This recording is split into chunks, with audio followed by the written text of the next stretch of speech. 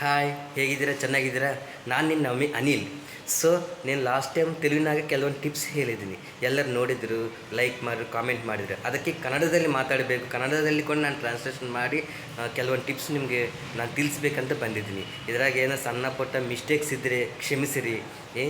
ಈಗ ಒಂದು ಸಣ್ಣ ಟಿಪ್ಪಲ್ಲಿ ನಿಮ್ಮ ಮುಂದೆ ಬಂದೀನಿ. ಅದೇನಂದರೆ, ಜನರಲಾಗಿ ಕಾಮನ್ನಾಗಿ ನಾವು ಯಾರ ಬಗ್ಗೆನೂ ಮಾತಾಡುವಾಗ, ಯಾರ ಬಗ್ಗೆನೂ ಒಂದು ವಿಷಯ ನಾವು ತಿಳಿಸುವಾಗ ಸ್ವಲ್ಪ ನಾವು ಯೋಚನೆ ಮಾಡಿ ಮಾತಾಡಬೇಕು.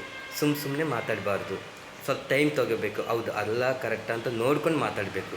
ಹಾಗೆ ನಾವು ಒಳ್ಳೆಯದೇ ಮಾಡಬೇಕು ಬಿಟ್ಟರೆ ಕೆಟ್ಟದ್ದು ಯಾವಾಗಲೂ ಮಾಡಬಾರ್ದು. ಒಂದು ವೇಳೆ ಕೆಟ್ಟದಿದ್ದರೂ ಕೂಡ ಅದು ಒಳ್ಳೆಯದಂತ ಪ್ರಯತ್ನ ಪಡಬೇಕು. ಅದನ್ನು ಆಗಲಿಲ್ಲ ಅಲ್ಲಿಗೆ ಬಿಟ್ಟು ಬಿಡಬೇಕು ಅಷ್ಟೇ. ಅದನ್ನು ಕಂಟಿನ್ಯೂ ಒರೆಸಬಾರ್ದು. ಯಾರಿಗೂ ಕೂಡ ನಾವು ತೊಂದರೆ ಕೊಡಬಾರ್ದು. ಇದೊಂದು ಅರ್ಥ ಮಾಡ್ಕೊಂಡು ಎಲ್ಲರಿಗೂ ಗುರ್ತು. ಆದರೂ ಕೂಡ ಕೆಲವೊಂದು ನಾವು ವಿಷಯಗಳಲ್ಲಿ ನಾವು ಅದನ್ನು ಡೈವರ್ಟ್ ಮಾಡೋಕತ್ತೀವಿ.